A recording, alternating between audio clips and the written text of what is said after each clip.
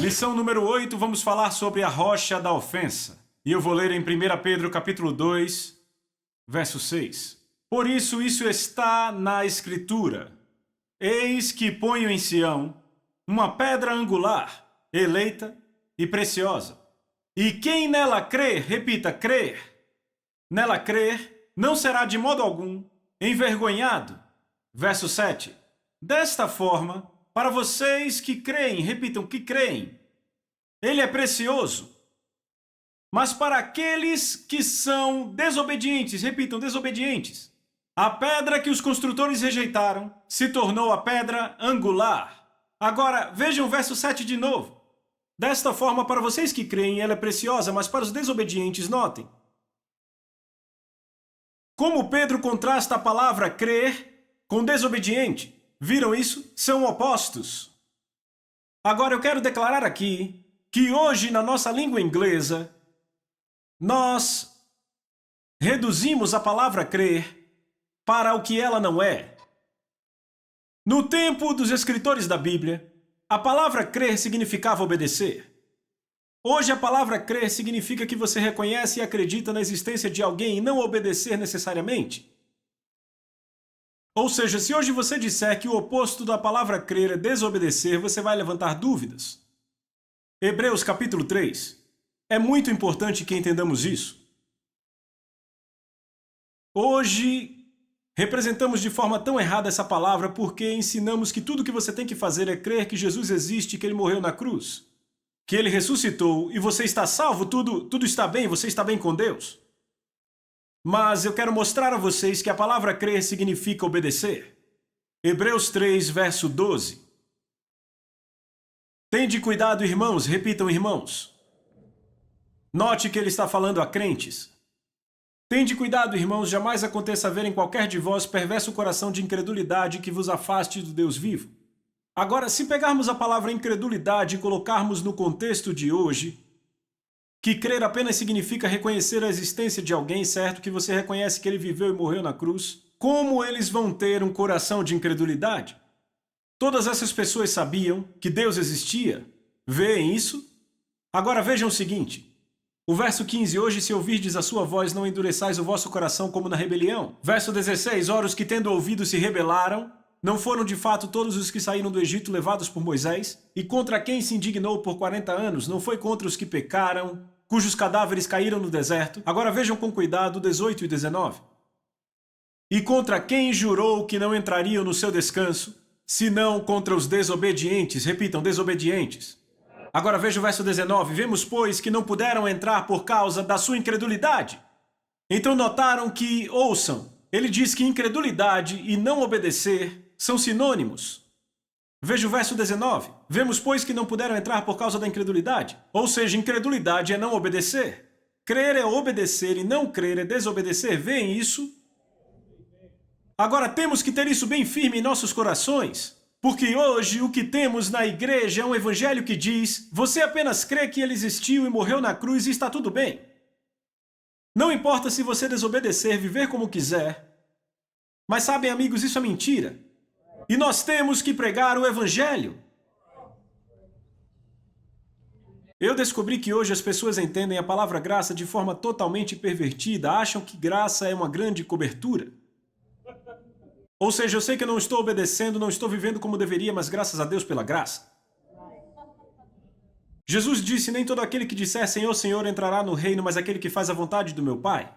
Não é apenas confessar Jesus que leva a pessoa para o céu, é confessar e praticar.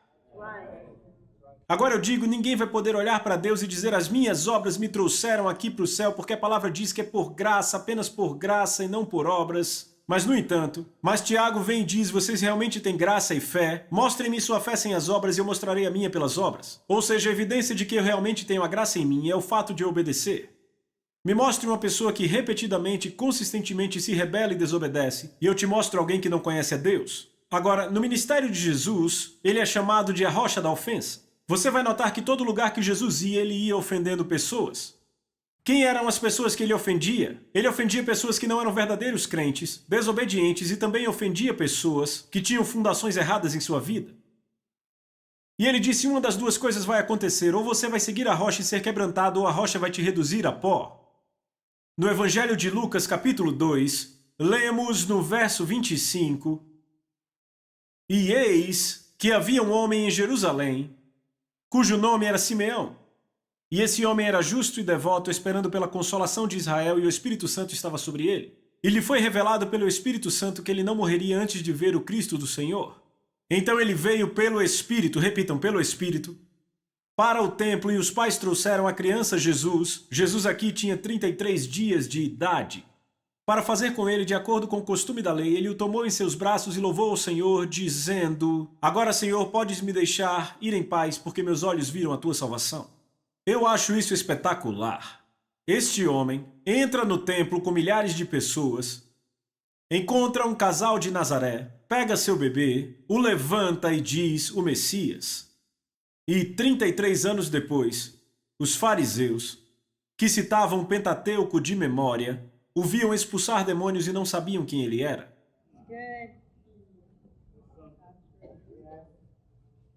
Qual a diferença? Ele veio pelo Espírito. Ele conhecia Deus intimamente. Agora veja o que ele vai dizer.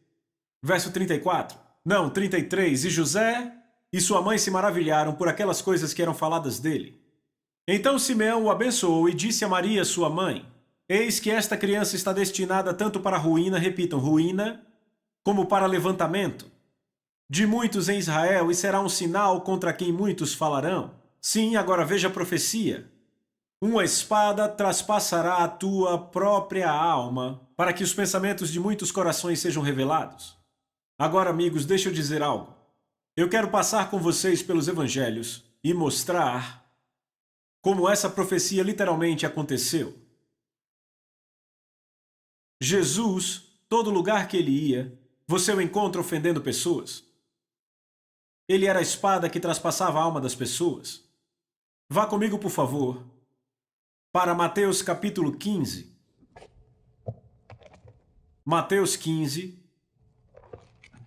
Em Mateus capítulo 15, eu quero ler o versículo 7.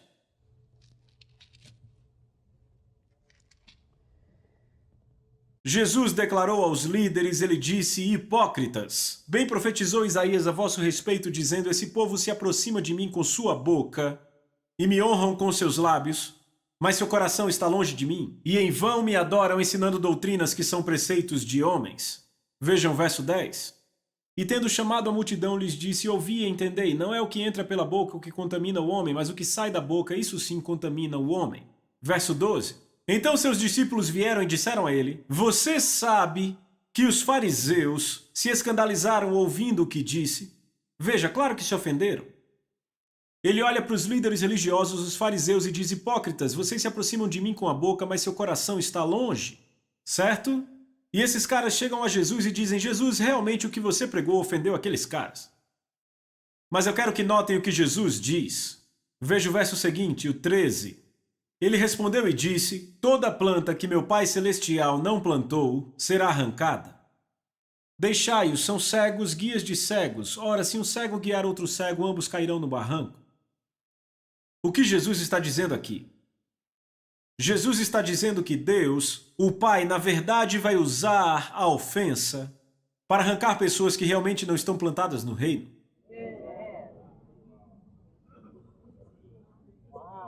O que temos hoje é um monte de pregadores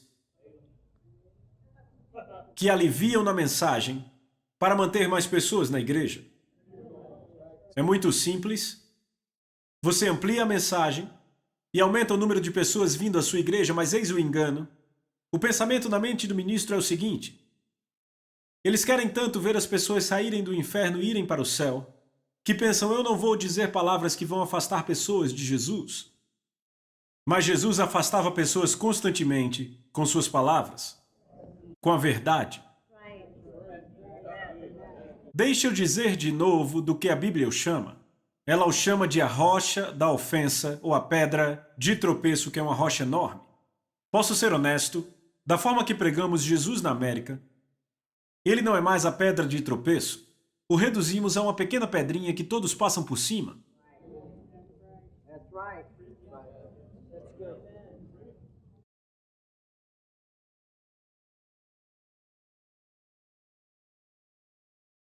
Amém. Eu me lembro que eu estava no primeiro ano de viagem meu e da Lisa, fomos para uma grande igreja de uma denominação renovada. E no domingo de manhã eu preguei uma mensagem muito mais suave do que as que prego hoje. Eu tenho que ser honesto, eu sou muito mais forte hoje do que fui naquele domingo de manhã. Mensagem básica de arrependimento. E depois do culto, estávamos na cantina comendo. O pastor olha para mim e fala: irmão, ele diz, sabe, algumas coisas que você está dizendo, essa manhã Deus tem falado ao meu coração, mas meu povo não está pronto para isso. Ele disse, porque se eu começar a pregar isso, eu vou perder um terço da minha congregação. E antes de eu conseguir responder, a Lisa pulou na frente e falou. E ela, desde quando você se tornou pastor e não Jesus? Ele olha para minha esposa e abaixa a cabeça. Olha para mim de novo e diz, bem, isso foi o que o Senhor me disse há um mês atrás. Ele disse, eu sei o que esse povo aguenta. Sabe o que é impressionante?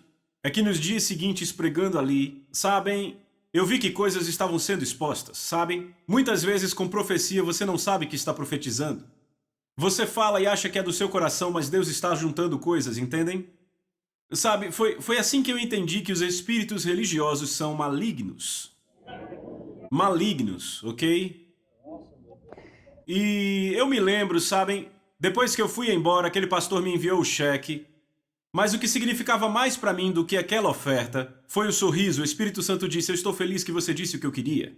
Porque, sabe, eu já tive grandes ofertas em cidades sem nenhum sorriso, e eu me lembro agora particularmente de uma. Eu estava numa grande conferência com 5 grandes pastores lá, e o Espírito me disse para pregar sobre a isca de Satanás, ofensa, e eu lembro que eu estava escrevendo outros livros, outros assuntos queimando em meu coração, eu não queria pregar aquilo, não achava mais tão empolgante, e eu lembro que naquele encontro eu preguei o que estava no meu coração, e sabe, as pessoas se empolgaram, sabe, se levantavam e diziam, sim, é isso que eu vou fazer, e sabem, no final todos estavam no chão, tivemos um grande encontro, na manhã seguinte eu acordei, eu nem saí da cama, eu caí direto de joelhos. Porque, sabem, o Espírito de Deus estava sobre mim e não de uma forma feliz. E eu lembro de falar, Senhor, eu não preguei o que você queria que eu pregasse a noite passada, não é? E ele, não pregou. E eu disse, Deus me perdoe, e comecei a implorar por perdão. Eu não levantava, eu achava que eu ia morrer. Então eu fui para o aeroporto voar para uma cidade na costa, e o tempo todo, ó Senhor, me perdoe, mas eu achava que eu ia morrer. Finalmente, quando chegamos em San Diego, começamos a circular a cidade em San Diego e, de repente, aquele peso, aquele peso mesmo, aquele sentimento de culpa, de repente saiu de mim, assim.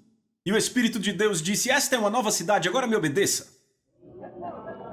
Eu disse, Senhor, eu estou implorando por perdão desde cedo, já fazem 3 horas, 2 horas desde que eu acordei, isso tudo, e você aí... Eu disse, Pai, por que você me deixou carregar esse peso esse tempo todo? E o Espírito de Deus disse, porque eu quero que você entenda a seriedade do que você fez. Ele disse, aqueles pastores no encontro a noite passada precisavam ouvir o que eu pus no seu coração sobre ofensa, e você pregou o que quis, e agora eles perderam o que eu tinha que dar. E eu disse, Deus, eu nunca mais vou fazer isso. Mas sabe, a coisa assustadora está aqui. Você tem esses caras da linha de frente que estão aí, tem outros... E o que esses caras estão fazendo é trazer uma mensagem agradável, amistosa, enquanto todos estão por aí vivendo em pecado. Estão comigo? Deixa eu dizer algo. A verdade corta e penetra. Ele é a rocha da ofensa. Ele é a pedra de tropeço. Mas ao invés disso, as pessoas querem criar um Jesus comum e pregá-las na igreja de hoje. Vamos dar às pessoas famintas um Deus que pode fazer algo por elas, e o que vemos hoje são pessoas que buscam a Deus pelo que Ele pode fazer por elas. E é como uma mulher que casa com um homem porque ele tem dinheiro, ela não está casando pelo que ele é, mas pelo que ele pode fazer por ela. Estão comigo? Agora, uma pessoa que prega a verdade é uma pessoa que prega o caráter de Deus. Ele é a pessoa mais interessada em ver as pessoas em conformidade com a imagem de Cristo. Este é o objetivo do cristianismo, amigos. O objetivo é passar a estar em conformidade com a imagem de Cristo. Quando você tem uma pessoa que está no Espírito pregando a palavra de Deus, eu te digo, ela vai discernir o que está no seu coração. Vai penetrar seu coração. Se é amistosa e só te faz sentir bem e agradável, eu não acho que vem da rocha da ofensa.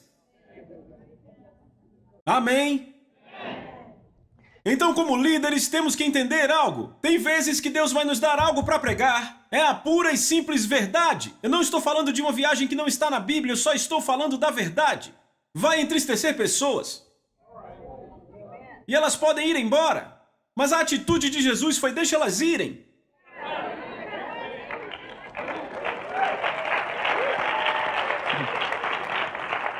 Amém? E aí você pensa, isso não é muito amoroso? Sim, é amoroso. Porque não se mistura joio e trigo. Não se pode misturar serpentes com ovelhas, lobos e ovelhas. E a palavra de Deus vai expor o que está dentro das pessoas. Vá comigo, por favor, para Mateus capítulo 13. Mateus 13, verso 55. Jesus está na cidade natal dele. Foi aqui que ele ofendeu a sua cidade natal. Vejam isso. 54. E chegando à sua terra, ensinava-os na sinagoga, de tal sorte que se maravilhavam e diziam: de onde lhe vem essa sabedoria e esses poderes miraculosos? Não é este o filho do carpinteiro? Não se chama sua mãe Maria e seus irmãos Tiago, José, Simão e Judas? Não vivem entre nós todas as suas irmãs? De onde lhe vem, pois, tudo isso? Então se ofenderam com ele. Jesus, porém, lhes disse: não há profeta sem honra senão na sua terra e na sua casa. Então o que ofendeu eles? A verdade que ele pregava? Os milagres que fazia? É interessante que não se ofenderam porque ele era o filho do carpinteiro, porque ele andava pelos campos da Galileia meditando e orando. Isso não ofendeu eles. Foi quando ele saiu e começou a falar a palavra de Deus. Ficaram ofendidos. Então ele ofendeu a sua cidade, e encontramos em outro evangelho que se ofenderam tanto que queriam pegá-lo e jogá-lo de um desfiladeiro. Foi esse tanto que eles se ofenderam. Pessoas religiosas são cruéis. Amém, eu disse cruéis. Ele ofendeu os membros da própria família. Certo? No evangelho de Marcos, capítulo 3, verso 21, por favor. Mas quando o seu próprio povo, e a NVI diz sua própria família, veja, vocês percebem? Quando eu fui salvo, sabe, eu era um garoto católico. Quando eu fui salvo e descobri que Jesus tinha irmãos e irmãs, aquilo mexeu com a minha cabeça.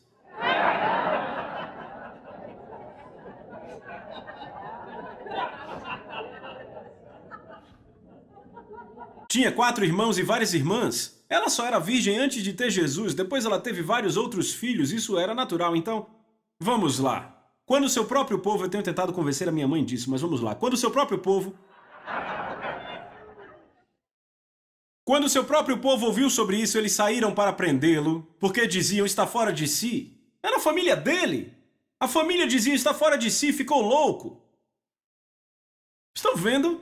Agora o verso 31. Seus irmãos e sua mãe ficaram do lado de fora e mandaram chamá-lo. Porque achavam que ele estava louco, queriam levá-lo para casa. Queriam pegá-lo. Muita gente estava sentada ao redor e disseram: olha, tua mãe, teus irmãos e irmãs estão lá fora à tua procura. E ele disse: quem é minha mãe e meus irmãos? E olhou ao redor em círculo para aqueles que estavam sentados junto a ele e disse: aqui estão minha mãe e meus irmãos, porque todo aquele que faz a vontade de Deus é meu irmão, minha irmã e minha mãe. Eu lembro quando eu fui salvo, minha família não ficou muito empolgada. Não ficaram, não. E eu me lembro que chegou a um ponto em que não me convidavam mais para certas festas, como a festa de aposentadoria do meu pai, não me convidaram porque achavam que eu ia pregar lá. E então, quando eu soltei a bomba e disse que ia fazer um curso bíblico, a minha mãe disse: só se for por cima do meu cadáver. Porque, sabe, eu tenho diploma de engenharia, e sabe, eles tinham esperanças para mim e disseram: você vai ser um pregador, vai morrer miserável. E eu disse: não, mãe, Deus me chamou para fazer escola bíblica. E eu disse: mãe, eu te amo, te respeito, mas isso foi o que Deus me chamou para fazer. E então ela disse: muito bem, então você vai pagar tudo sozinho. E eu disse: tudo bem, eu pago.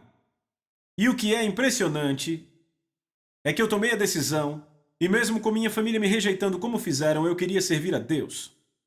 Sabe, a família de Jesus o rejeitou, mas sabe o que é interessante? Você encontra a mãe e os irmãos dele no cenáculo. E foi isso que Deus usou comigo. Eu disse: Senhor, se eu te servir, você cuida da minha família. E sabe o que mais? Hoje a minha mãe e o meu pai leem meus livros, assistem meus vídeos, e o meu pai, quando tinha 79 anos, ele agora tem 82. Quando ele tinha 79, eu tive o privilégio de orar com ele para ele receber o Senhor Jesus.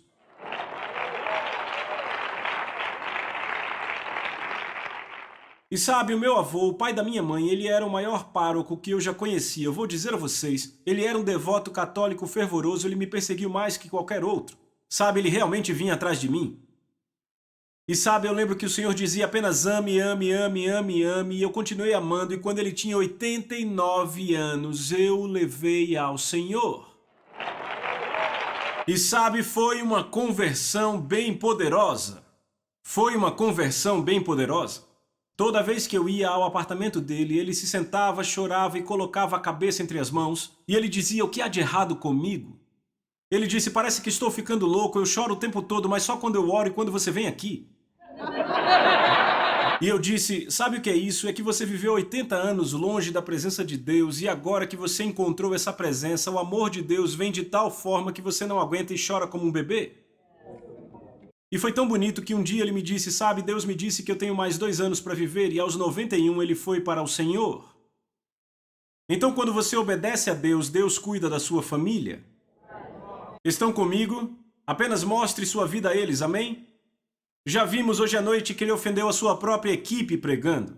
Ele pregou algo tão forte que disseram: não conseguimos aguentar isso, vamos embora. Quando eles foram embora, ele não correu e pediu para eles ficarem, perguntou se os outros também queriam ir. Ele estava pronto para começar tudo de novo sozinho. Estão comigo? Se vocês notarem, ele está ofendendo as pessoas com a verdade. Veem isso? Agora vejam, ele também ofendeu seus amigos próximos. Se você for para João capítulo 11, vai perceber que Lázaro, que era amigo dele, irmão de Marta e Maria, Lázaro adoeceu e Marta e Maria enviaram mensageiros para encontrar Jesus. Agora você tem que entender que Jesus estava em algum lugar, eu acho que foi na Judéia. Ele estava ensinando numa casa e os caras o procuraram em todo canto e o encontraram na casa. E disseram: Jesus, venha rápido, seu amigo Lázaro está doente e vai morrer. E a Bíblia diz que quando ele soube que ele estava doente, ficou lá mais 2 dias. E sabe o que Deus me disse? Ele disse: se fosse você, você ia pular dentro do carro que nem um louco, sair desesperado, impor as mãos, seja curado em nome de Jesus e nunca me perguntar o que eu ia dizer. Mas Jesus disse: eu só faço o que vejo meu pai fazer, e o pai queria que ele ensinasse. E eu vou continuar ensinando. Agora imagine os mensageiros. Ele nem se importa. E eu aposto que voltaram para Marta e Maria e disseram: ele ficou lá sentado, ele nem se importa. Enquanto isso, Lázaro morre. Agora, se você ler com cuidado, vai ficar espantado. Sabe quais foram as primeiras palavras de Marta e Maria? Sabe, Maria, aquela mulher membro de uma igreja do Evangelho pleno, aquela que adora o Senhor, certo?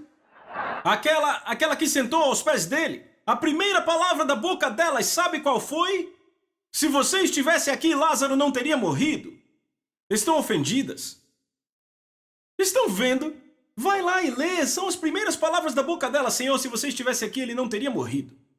Elas estão operando com a ofensa. Veem isso? Agora você quer ver outro ofendido, João Batista? Vá comigo para o Evangelho de Lucas, capítulo 7, você vai se espantar com isso. Evangelho de Lucas, capítulo 7, verso 18.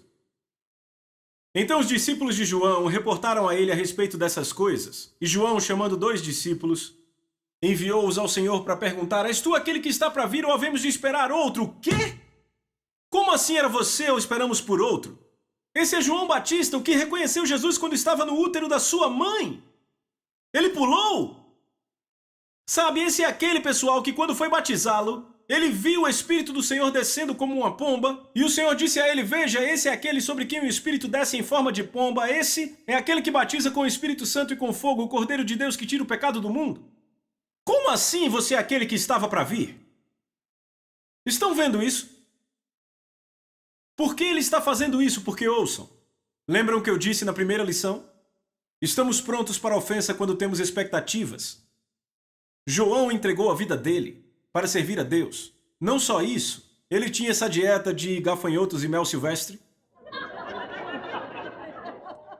E ele andava nas costas de um camelo com um cinto de couro. Jesus usava uma túnica sem costura. E entenda isso, era uma túnica legal.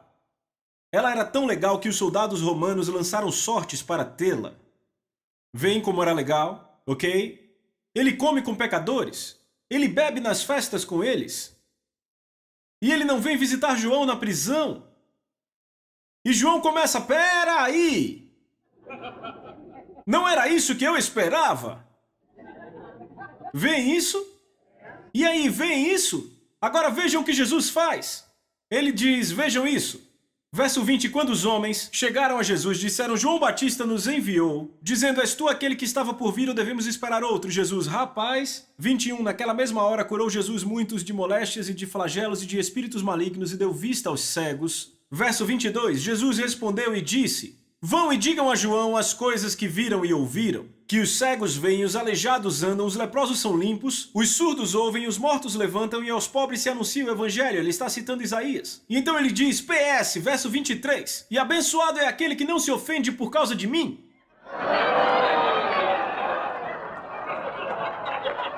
Toma! Vocês entenderam isso? Deixa eu dizer algo. Ele é a rocha da ofensa. E eu vou dizer, ele é a verdade absoluta, ele é a verdade. E às vezes, quando você se confronta com a verdade, e as coisas meio que se alinham na sua vida, você pode cair na verdade e se quebrar, no sentido de quebrantar. Sabe, um cavalo quebrado é um cavalo submisso. Ok? Expressão para cavalos domados que se curvam. Esse pessoal, João Batista, Marta e Maria, seus discípulos o amavam. Mas todos tiveram que se confrontar com a rocha da ofensa. Até Pedro, para onde iremos? Mas sabem, ele nos ama tanto que ele não quer que permaneçamos o mesmo que sempre fomos. Tenha isso em mente na próxima vez que encontrar a rocha da ofensa.